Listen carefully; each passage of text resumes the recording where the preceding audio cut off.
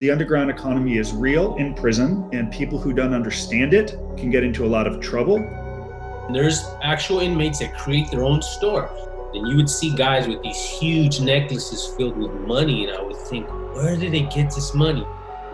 Hustling is taking place 24 hours a day in prison. Guys in there were getting killed, getting robbed, like they would on the street. An inmate with a gun. Another appears to be shooting up heroin. All caught on video. They found 14 cell phones, 9 chargers. You used to get half a dozen in a cell, a couple of buckets of hooch, and just wedge the door up and just have a party all night and say, come and get us, copper. Christmas Eve 2021 wasn't exactly a normal day inside for one group of Brazilian prisoners. Instead, there were scenes that looked more like a stag do than a grim festive period behind bars.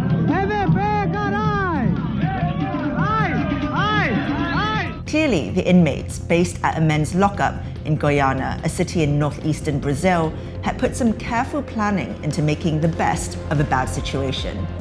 Leaked mobile phone footage shows a DJ and 2 female dancers hired for the night's entertainment. Though prison authorities launched an immediate investigation, questions remain. Smuggling in drugs, smartphones, and scrappy pieces of contraband is one thing, but people? The prison economy is a strange thing, wherever you are in the world. Prison life has its own informal economy. And when it comes to economic inequality, being inside isn't always so dissimilar to the outside world.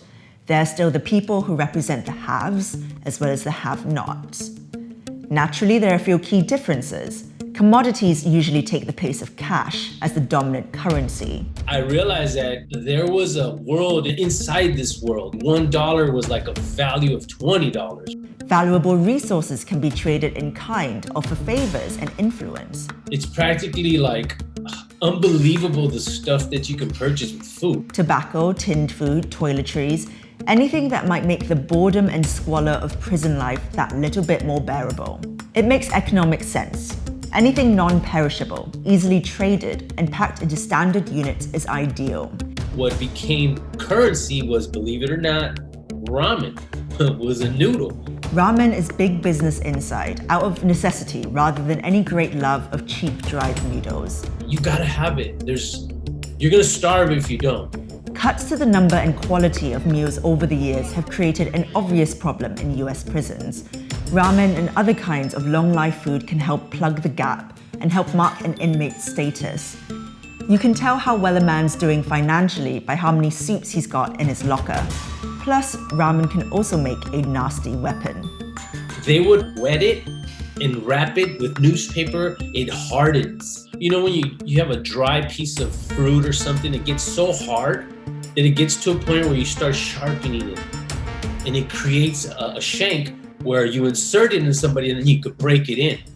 Cigarettes are old news. Toiletries and tinned fish are where it's really at. Food seasoning also serves as a lucrative side hustle for enterprising inmates working the kitchen detail. Basic staples like black pepper and chili powder are too easily weaponized in fights to be readily available at the canteen.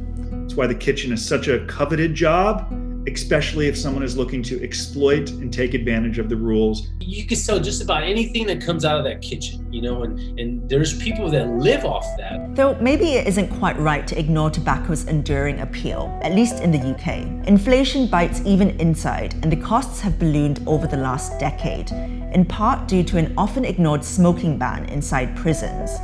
In late 2021, a single packet of cigarette papers worth 59p in an ordinary shop was worth £5, at least in one Staffordshire prison.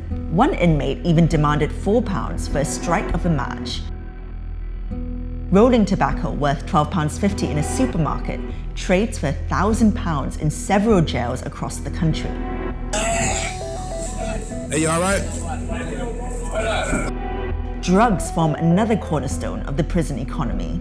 It's hardly news that jails around the world are awash with narcotics. First time I took it, I smoked it like a spliff, and the guy said, yeah, that's a big mistake. For those who fall into debt with their dealers, the consequences are often severe, with beatings and worse, a very real threat. I mean, there's men, quite frankly, they get raped, they get killed.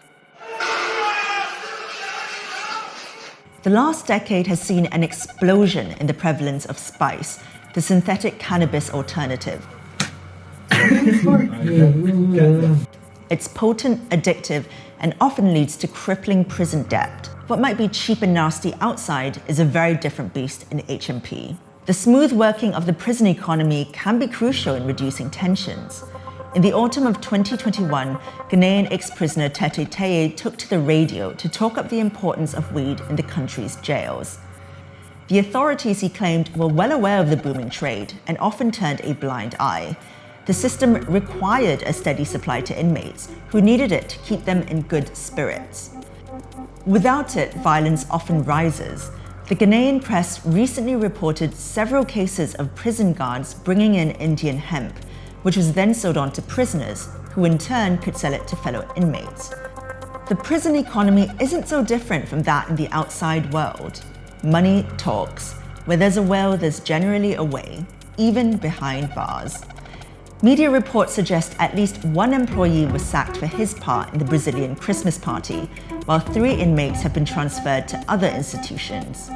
According to embarrassed authorities, the investigation is still ongoing.